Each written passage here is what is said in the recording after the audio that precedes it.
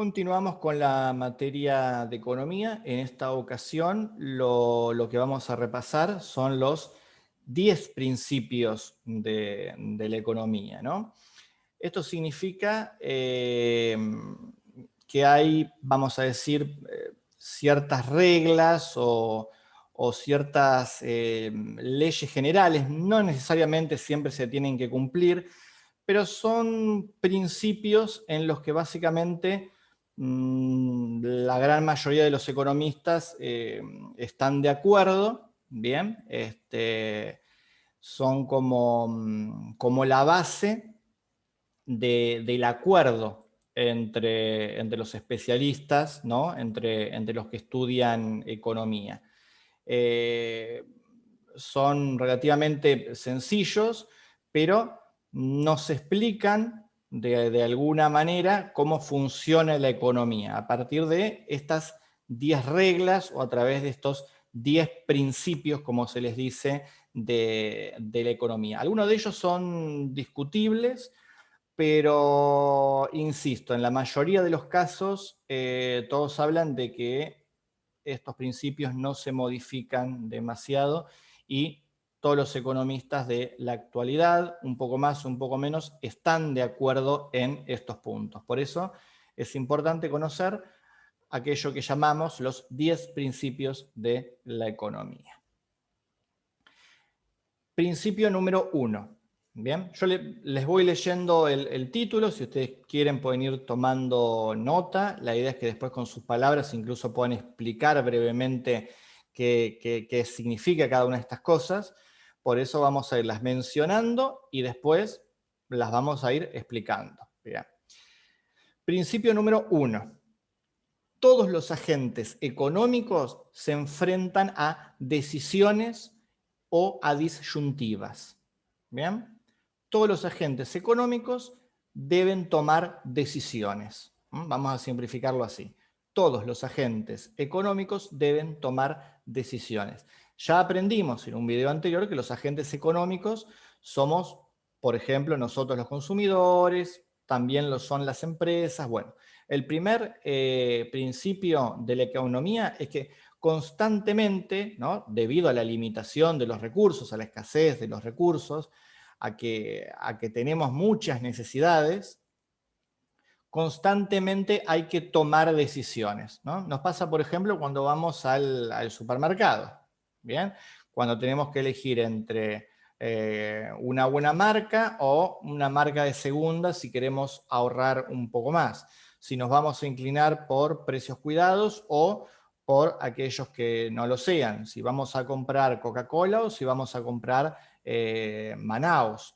O si vamos a dejar de consumir vamos a decir, carne para empezar a consumir más verduras, porque es más saludable. Bien, no todo tiene que ver con lo económico, ¿no? Sino que se aplica también a muchísimos ámbitos de la vida, donde nosotros constantemente estamos tomando decisiones, ¿no? Tenemos que elegir entre A y B.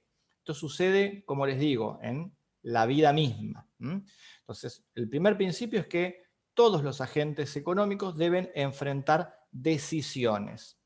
Deben decir, ¿invierto en esto o invierto en esto otro? ¿Gasto en irme de vacaciones o ahorro? Bueno,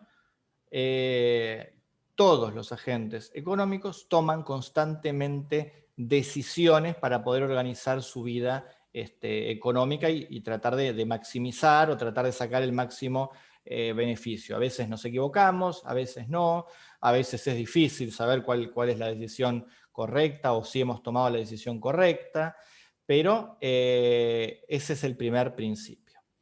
Vamos al principio número 2. Toda decisión, vamos ya de la mano de lo que dijimos anteriormente, toda decisión conlleva un costo de oportunidad. ¿Vean?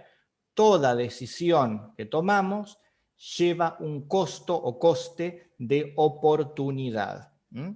Esto significa que cuando nosotros tomamos una de estas decisiones, hay algo que no hicimos, ¿bien? Entonces que conlleva un riesgo. Eso es lo que llamamos costo de oportunidad. ¿Por qué? Perdimos una oportunidad. No sabemos si hubiese salido mejor o no, porque tomamos el otro camino. Pero se dice que toda decisión tiene un costo. Eso se llama costo de oportunidad. ¿Bien? O, por ejemplo, digo, a ver, ¿me voy de vacaciones al Caribe o me ahorro la plata para, no sé, comprar algo más adelante? Bueno, si me voy de vacaciones, mi costo de oportunidad es que yo no he ahorrado. Es decir, ahí hay un costo, ahí no logré ahorrar, hay algo que no conseguí, digamos, ¿no? Y que quizás será muy importante, eso me daré o no cuenta con el tiempo para conseguir tal objetivo. Ese es mi costo de oportunidad. Está bien, me fui de vacaciones, lo disfruté, la pasé bárbaro, qué sé yo, bien. Pero tuve un costo de oportunidad. Es una oportunidad que no tomé. No sabemos si buena o mala, pero era una oportunidad, algo que no sucedió. Al revés lo mismo, si yo decido ahorrar, ¿cuál es mi costo de oportunidad? ¿Qué es lo que perdí por ahorrar? Y perdí la experiencia de irme unos lindos días al Caribe a vacacionar. Es algo que perdí. Y capaz después me doy cuenta que ese dinero que ahorré, la verdad que se desperdició o no sirvió para lo que yo necesitaba y digo, uy, me tendría que haber ido de viaje. Bueno, siempre pasan estas cosas, ¿no? Siempre uno cuando toma una decisión dice, ¿habré tomado la decisión correcta? O el otro camino habrá sido el indicado. Bueno, no lo sabemos. Lo que sabemos es que cuando tomamos una decisión, esto lleva un costo de oportunidad. Hacemos algo, pero dejamos de hacer algo para hacer eso. Siempre. Entonces, ese es el segundo principio. Toda decisión en el marco de lo económico conlleva un coste de oportunidad, un costo de oportunidad, ¿no? En el mundo de la economía y también, ¿por qué no?, en la vida. Vamos a el principio número 3.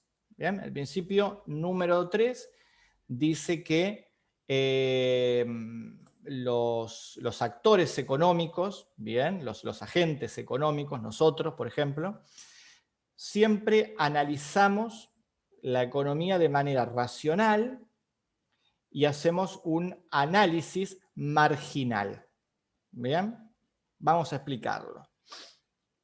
Los agentes económicos, ¿no?, nosotros, por ejemplo, nos llevamos por la razón, básicamente. ¿No? Tengamos conocimiento o no, lo que nosotros queremos es un beneficio. Entonces, no actuamos alocadamente. Bien, vamos a tratar de pensar, vamos a tratar de usar la razón. Después podemos equivocarnos o no, pero vamos a intentar razonar si eso que hacemos es lo mejor.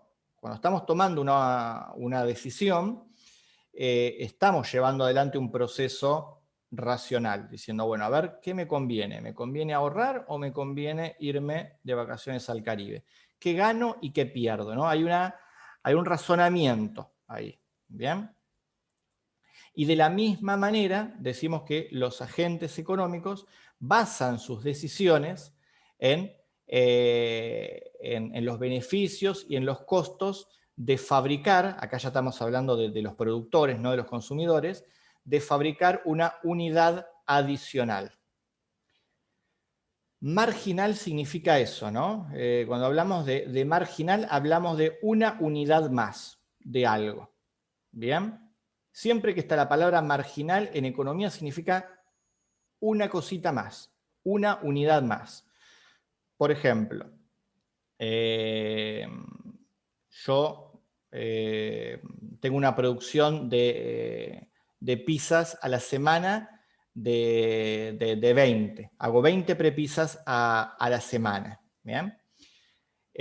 Hago 20 prepisas porque racionalmente vendo las 20 prepisas y la verdad esto incrementa, mejora mi economía. Ahora veo que la demanda es alta, que hay gente que me sigue comprando, entonces digo, bueno, a ver, en vez de 20 voy a agregar una unidad más, voy a vender 21 prepisas por semana, ¿no? Esa unidad extra, esa pizza extra que sumé a las 20 que ya producía, eso que llamamos unidad adicional, es una unidad extra, una unidad más de producto. Eso es, es un producto marginal. ¿Bien?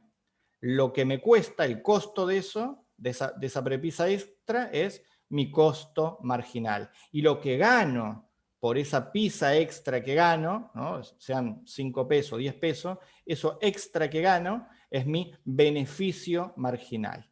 ¿Mm? Entonces, siempre que hablamos de marginal, sea costo, sea beneficio, siempre usamos la palabra marginal en economía, significa una unidad más. ¿Bien? Entonces, lo que nos dice este tercer principio de la economía es que los agentes económicos piensan en términos racionales y hacen análisis marginales. Bien, ese es el tercer principio.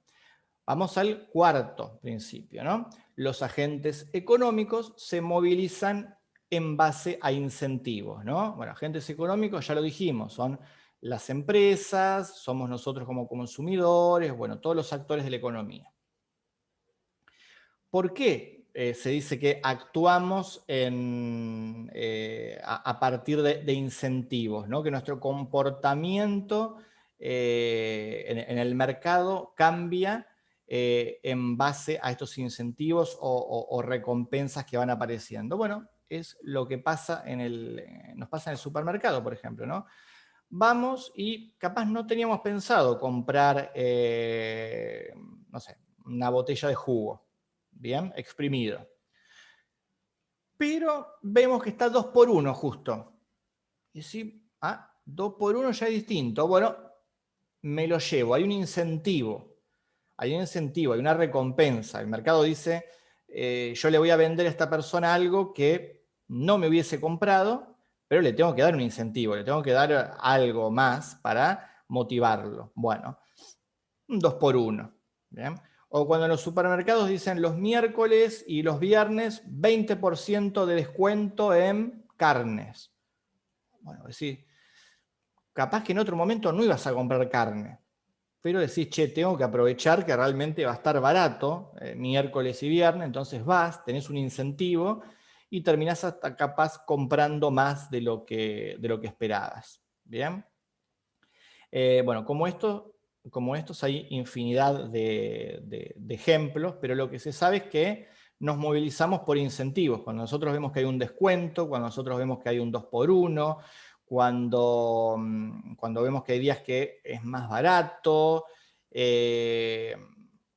dentro de las decisiones que tomamos está esto, ¿no? Que nos movilizamos a través de incentivos. Bien, nos convencen, quizás hasta por otros medios, de que es conveniente comprar el producto, bien, o adquirir el servicio.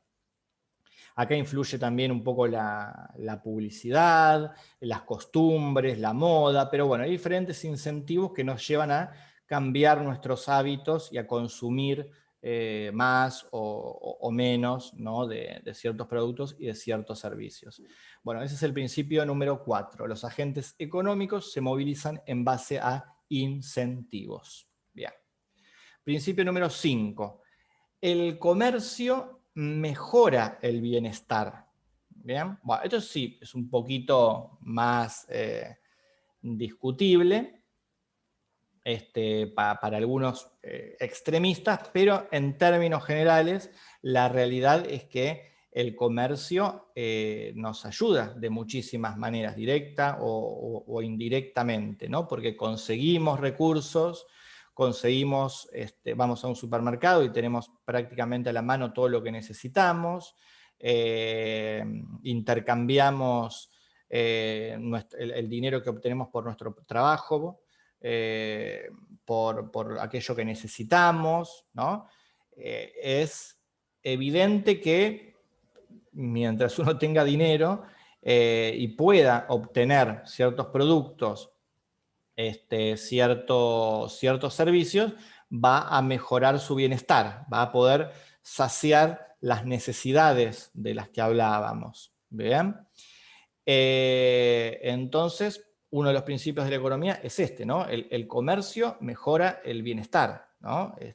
Permite una mejor calidad de vida, el intercambiar servicios y productos, ¿no? El que con dinero se puedan obtener ciertas cosas que necesitamos, bueno, que existe ese círculo, es beneficioso, ¿no? Ese es el quinto principio. El comercio mejora nuestro bienestar, mejora nuestra forma de vida.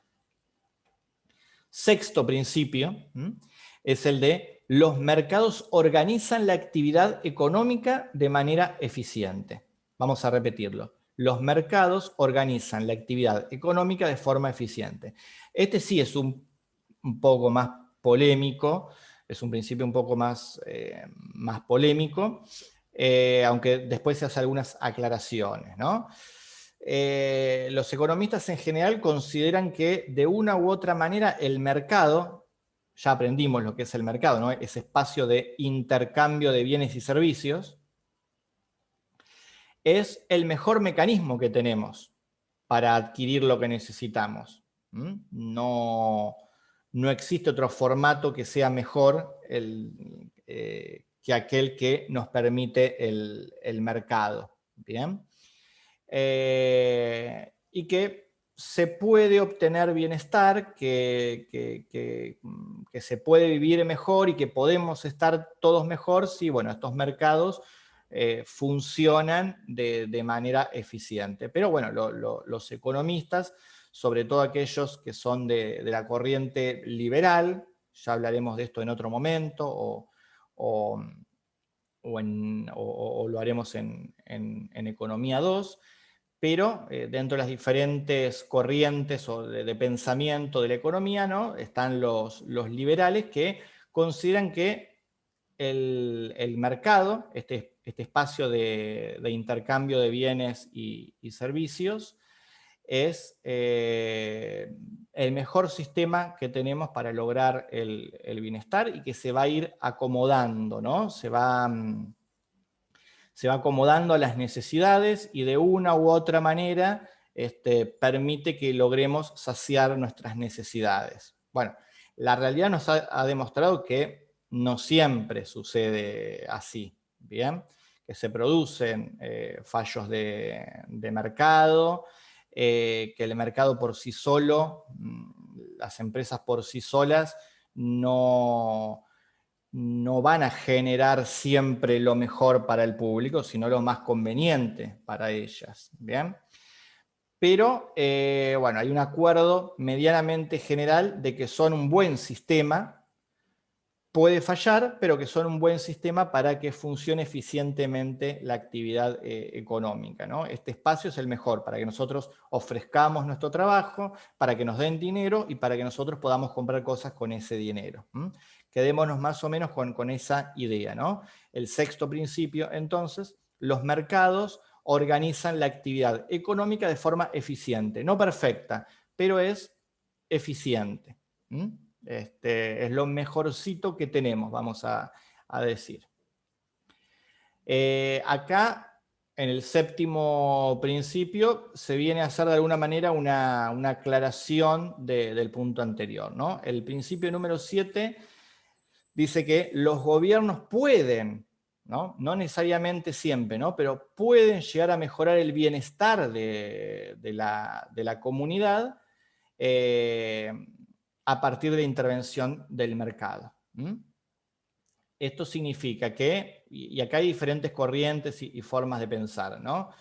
Están quienes piensan que el mercado se tiene que regular solito, ¿no? Que en algún momento, si hay inflación, de a poco todo se va a ir acomodando. Puede tardar más, puede tardar menos, pero el mercado de alguna manera se va a regular para que se estabilice la economía. ¿Bien?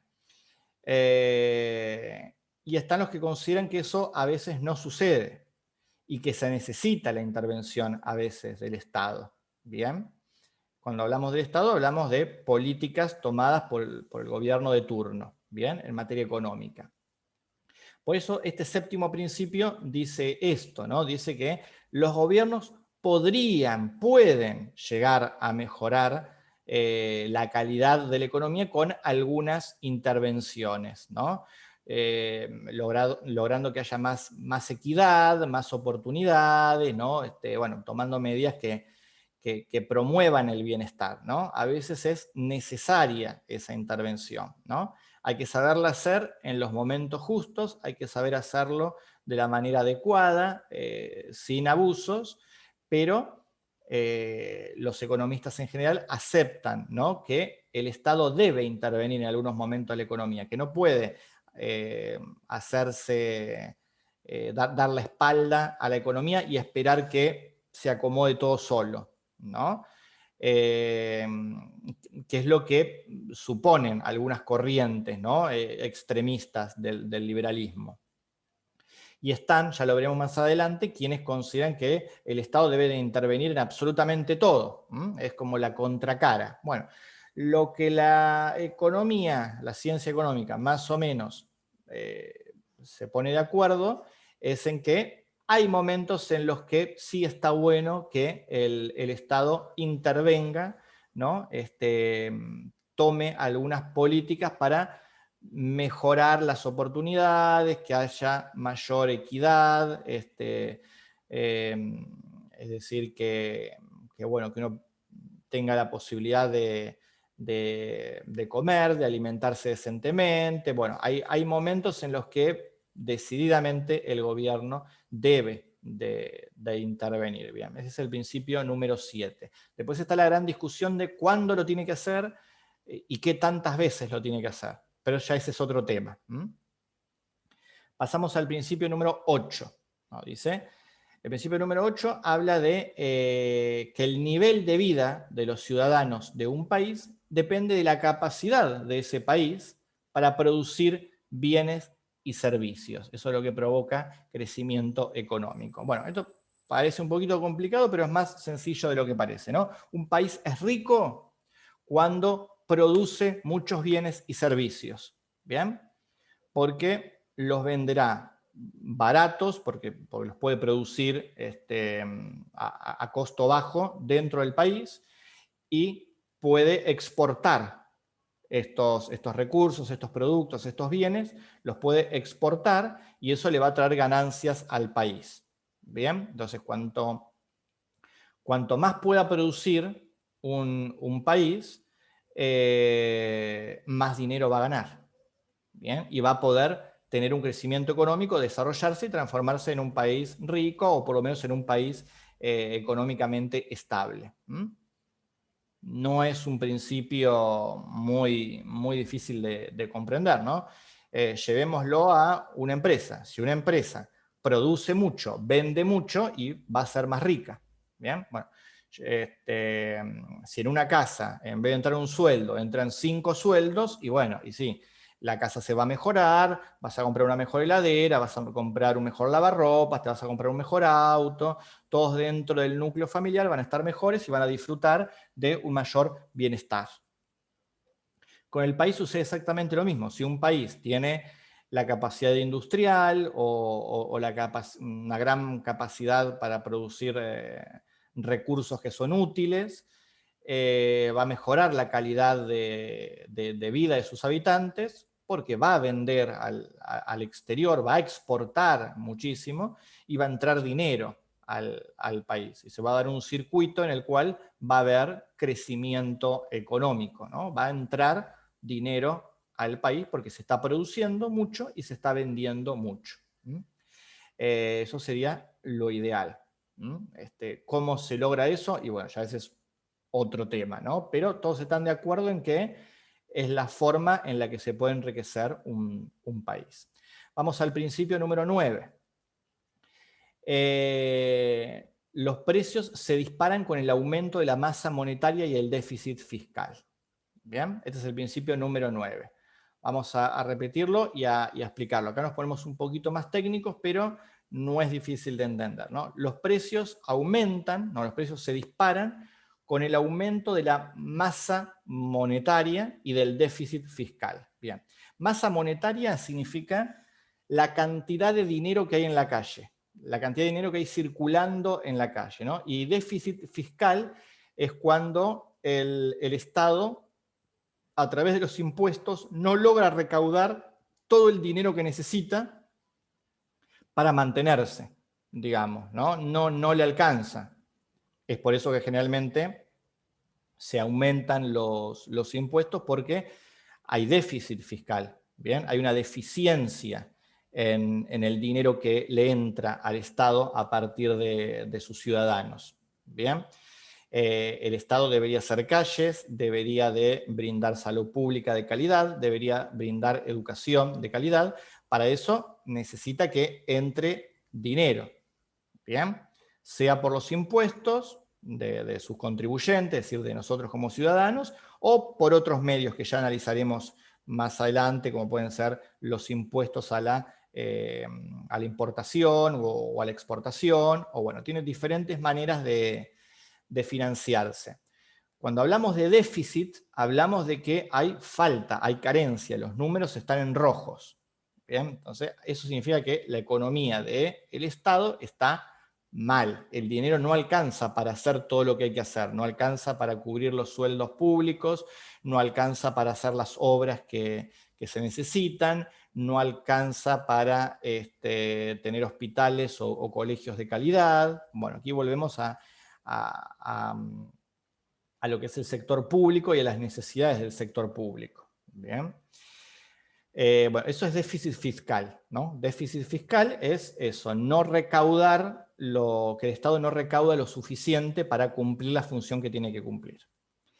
Masa monetaria es una forma de decirle a la cantidad de dinero que anda circulando en la calle, que está en nuestro poder, en nuestra billetera,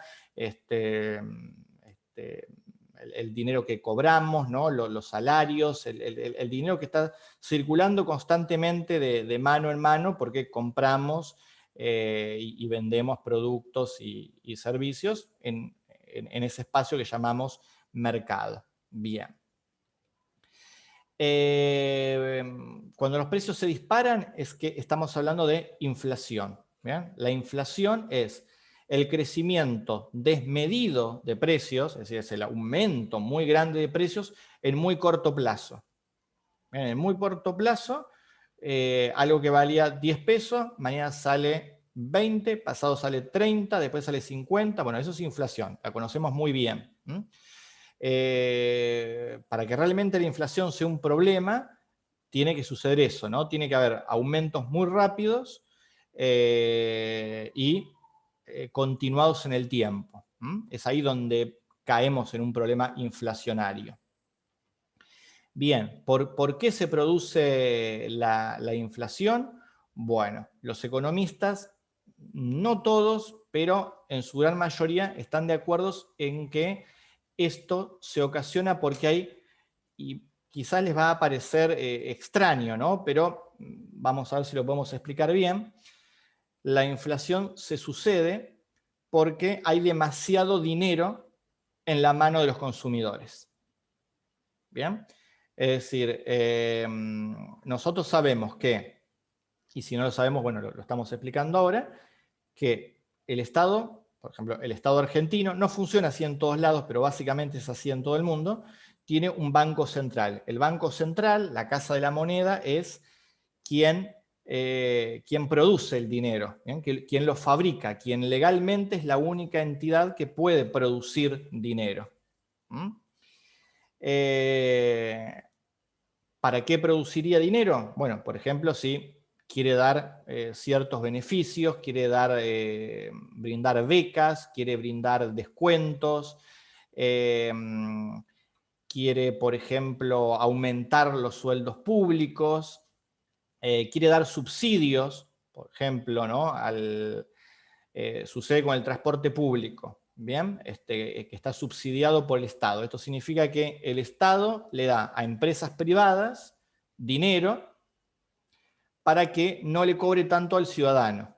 ¿Bien? Hay un arreglo, el Estado subsidia las empresas privadas, pasa con el transporte, muchísimo, ¿no? Entonces, el pasaje, sobre todo en Buenos Aires, que se utiliza muchísimo el colectivo, ¿no? En vez de salir lo que la empresa cobraría originalmente, que sea, no sé, 100 pesos por viaje, a la persona le cobra 20, pero recibe del Estado el resto del dinero. ¿Bien? Esta es una forma de mejorar la calidad de vida de los ciudadanos para que no paguen tanto, pero de algún lugar sale ese dinero. ¿Bien? Alguien tiene que brindar ese dinero, el Estado en este caso. ¿De dónde saca el dinero si no entra por impuestos? Si no está produciendo y no está exportando. Bueno, la única forma que tiene de generar dinero es fabricarlo, ¿no? Prender lo que habitualmente se llama la maquinita, prender la maquinita, prender la impresora y empezar a hacer billetes. Perfecto, tenemos millones de pesos y los repartimos. El primer mes estamos todos contentos porque tenemos sueldo más alto, porque hay más becas, más subsidios, más ayuda al Estado. Salen más baratos los servicios porque están subsidiados por el gobierno, la luz es más barata, el transporte es más barato. Bien, hasta ahí todo bien. Pero esto dura muy poco. ¿Por qué? Porque si nosotros inyectamos demasiado dinero en el sistema de esta manera así apresurada, brutal, que va a ayudar al ciudadano, pero lo va a ayudar en el corto plazo. Después lo que va a suceder es que el ciudadano, al tener más dinero, la economía indica que lo va a gastar, ¿no? Esto también parece algo tonto, pero es la lógica que persigue y que entiende la economía, ¿no? O sea, a nosotros nos estaba costando llegar a fin de mes. Apenas llegábamos, apenas podíamos comer. Si nosotros recibimos un aumento, bien, empezamos a cobrar 1.000 pesos, 2.000 pesos más, no vamos a ahorrar ese dinero, es muy difícil, o la mayoría no lo va a hacer. Sino que teniendo en cuenta que tiene tantas necesidades, esa persona lo que hace es, lógicamente, gastar ese dinero para poder comer, para poder comprar lo que necesita, ¿bien? Entonces, al aumentarse los sueldos, al aumentar las becas, aumentar los subsidios, lo que se hace es que la gente consuma más. Bien, perfecto, es lo que todos queremos, ¿no? Tener dinero para consumir más. Vamos a gastar más. Ahora, ¿cómo reacciona el mercado a eso? ¿Cómo reaccionan las empresas cuando ven que nosotros tenemos dinero y estamos gastando y estamos consumiendo más? De repente ahora nos compramos una computadora, nos compramos un auto, empezamos a consumir Coca-Cola en vez de Manaos, empezamos a consumir más productos y de mejor calidad, gastamos más. Gastamos más. En todo el mundo funciona de esta manera. Más dinero tenés, más gastás. ¿Cómo reaccionan las empresas? Te aumenta el precio. Porque dice, ahora me lo podés pagar. Antes no me lo pagabas. Antes hasta yo te tenía que bajar capaz el precio porque si no, no me comprabas nada. Te tenía hasta que dar una promoción. Ahora que tenés el dinero, lo podés gastar. Sé que lo vas a gastar porque deseas este producto. Entonces, lo que antes te cobraba 10 pesos, ahora te lo voy a cobrar 20. Bueno, eso se llama inflación. Parece un poco loco, pero funciona así. Más dinero tenemos, más gastamos. Más gastamos, más nos aumenta el precio la empresa. Y eso genera lo que conocemos como inflación. ¿Dónde está el secreto para evitar la inflación? Bueno, que ese aumento de sueldos, de beneficios, se haga de una manera muy paulatina, ¿bien? Aunque implique un sacrificio muy grande, lamentablemente, para que las empresas no hagan un aprovechamiento instantáneo de eso y que si los precios aumenten, no aumenten tan rápido, sino muy moderadamente y de a poco. También se soluciona con un pacto entre el Estado y el sector privado, que es difícil porque hay que ver, ¿no?, qué se le ofrece al sector privado para que no aumente sus precios, ¿no? Porque si el Estado le dice, no, bueno, no, hasta ahí, listo, no podés cobrar más que eso. ¿No puedo cobrar más que esto? Bueno, despido gente. Si despedí gente, quien se perjudica es el pueblo y es el gobierno. O te dice, voy a empezar a producir menos, te dice la empresa.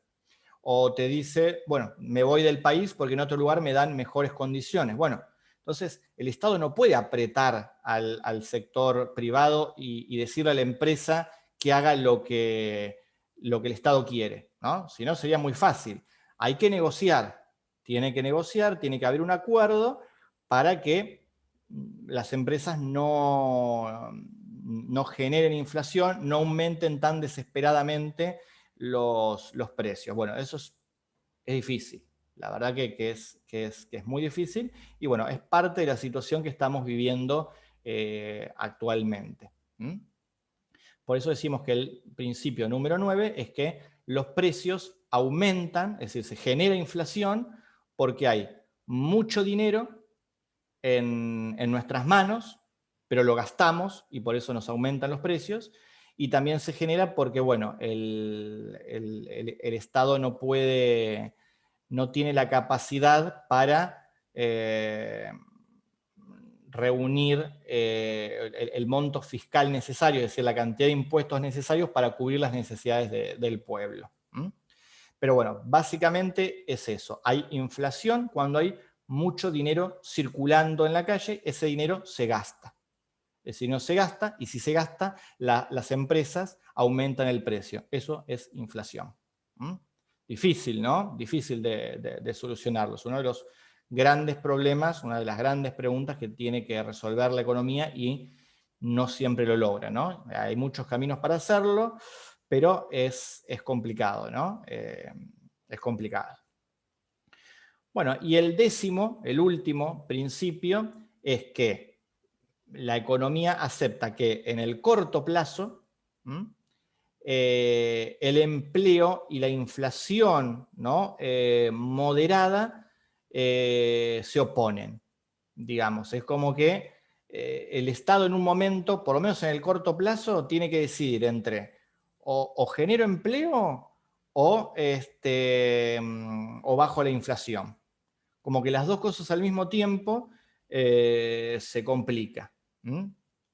¿Por qué me dirán ustedes, no? Bueno, porque, en ejemplo, si vos tenés un país con empleo pleno, empleo pleno significa que todos tienen trabajo, todos tienen un salario, todos tienen un buen sueldo, entonces, ¿eso qué ocasiona? Gastarlo, gastar el dinero. Si se gasta ese dinero, generás inflación. Entonces, cuanto más empleo tenés, más inflación generás. ¿Bien? Es como que es muy difícil mantener el equilibrio, es decir, tener trabajo y además que no haya inflación. Bueno, de eso dependen las políticas económicas y qué se puede hacer para mantener un equilibrio, ¿no?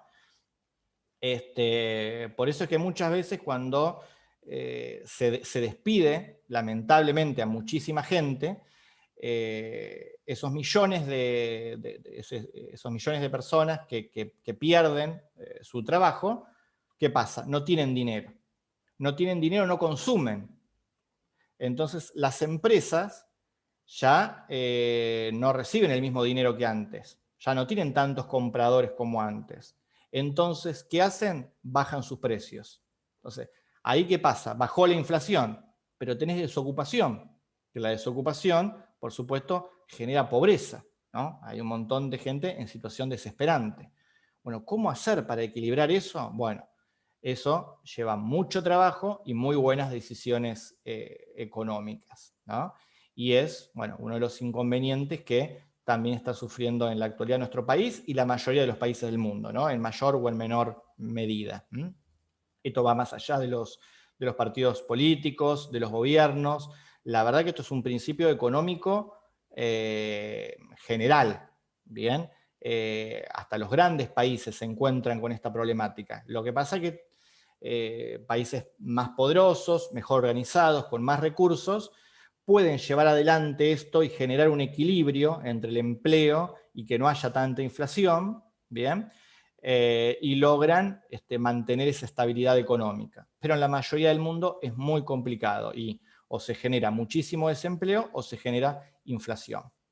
O las dos cosas al mismo tiempo, lamentablemente. Y bueno, a veces hay quienes agregan un par de principios más. Yo me conformo con esos 10 que son los principales, que ahora los vamos a repasar. Pero bueno, también están quienes dicen que la intervención del Estado no siempre corrige las distorsiones, ¿no? Esto es evidente, no siempre que interviene el Estado las cosas salen bien. A veces el mercado se regula solo, y en otras ocasiones sí, en otras ocasiones está bien la intervención y ayuda a mejorar la economía y el funcionamiento del mercado. Y después hay otro principio que se suele agregar, que también es bastante obvio y que lamentablemente también lo estamos sufriendo, que es un exceso de endeudamiento reduce el crecimiento. Esto también es algo lógico, ¿no? Si nosotros seamos una casa o seamos un país, estamos muy endeudados, se nos va la mayor parte de nuestro dinero pagando intereses o pagando deudas, es obvio que no vamos a poder ni ahorrar, ni hacer inversiones, ni gastar dinero en cosas que aumenten nuestro bienestar. Es decir, no vamos a crecer económicamente, vamos a estar estancados o vamos a ir empeorando porque cada vez nos vamos endeudando más. Por eso el principio, este principio económico dice, el exceso de endeudamiento reduce el crecimiento. Bueno, vamos a hacer un repaso muy rápido por los principios de la economía. Los 10 principios de la economía. 1. Todos los agentes económicos enfrentan decisiones. 2. Toda decisión que tomen los agentes económicos lleva un costo de oportunidad. 3. Los consumidores, los agentes económicos, piensan en términos racionales y marginales. 4. Los agentes económicos se movilizan, ¿no?, en base a incentivos que da el mercado. Principio número 5. El comercio mejora el bienestar, ¿no?, gracias al intercambio, ¿no?, que se produce en este espacio. Principio número 6. Los mercados son una buena forma, ¿no?, una forma eficiente, no perfecta, pero una forma eficiente de organizar la actividad económica, ¿no? Es un buen lugar para el intercambio de dinero por productos, ¿no? Es lo mejorcito que hemos, como humanidad, logrado alcanzar para tener una buena, una eficiente actividad económica, ¿no? Eso no significa que sea perfecto. Principio número 7. Los gobiernos tienen la facultad de mejorar el bienestar interviniendo a la economía, ¿no?, haciéndolo en momentos precisos y de formas adecuadas, pero interviniendo a veces, no siempre, a veces logra mejorar la economía. Principio número 8. El nivel de vida de los ciudadanos de un país depende de cuánto produce, ¿no?, y de cuánto vende, sobre todo al exterior, ese país. ¿Bien? Es decir, cuanto más produce y más vende un país, más rico es y mejor debería ser la calidad de vida de sus habitantes. Principio número 9. Los precios se disparan, es decir, hay inflación cuando hay déficit fiscal, es decir, no se puede recaudar la cantidad de impuestos necesarios, pero sobre todo cuando el gobierno inyecta demasiado dinero en el circuito económico. Es decir, pone a nuestra disposición demasiado dinero, nosotros lo gastamos apresuradamente, porque lo necesitamos, no es... Si pudiéramos tomar otra decisión, quizá la tomaríamos, pero tenemos dinero, lo gastamos, entonces el sector privado, las empresas, aumentan inmediatamente el precio. Entonces, por más dinero que nos vayan dando, la empresa nos sigue aumentando el precio, y eso es a lo que llamamos inflación, ¿no? Cuando se da muy rápido ese proceso, se llama inflación. Y el 10º y último principio de la economía dice que en el corto plazo los gobiernos tienen que elegir o tener empleo alto, ¿no?, o inflación. Bien, si tenés un empleo muy alto, es decir, mucha gente con salarios y salarios altos, podés ocasionar que gasten mucho dinero y que las empresas aumenten el precio y se genere inflación. Para bajar la inflación, tenés que tener un montón de gente que, a la que le bajes sus sueldos para que gaste menos, o despedirlos. Es terrible, ¿no? Pero por eso se habla tantas veces de la frialdad de la economía y de que hay que humanizarla, ¿no? Pero la verdad es que esto es lo que sucede en la mayoría de los países, ¿no? Es muy difícil mantener que todos tengan trabajo y que no haya inflación. Hay que como que decidir entre una cosa y otra y mantener ese equilibrio. Bueno, lo logran, la verdad, muy pocos países y que les ha llevado mucho tiempo y que han tomado muy buenas decisiones y que han trabajado mucho ciudadanos y gobernantes para llegar a esa situación. Después en el resto del mundo, la verdad que a veces se complica, ¿no? Y hoy estamos pasando por una situación en la que nos encontramos en esa disyuntiva. Bueno, allí los 10 principios de la economía. De esta manera terminamos el video sobre esta temática.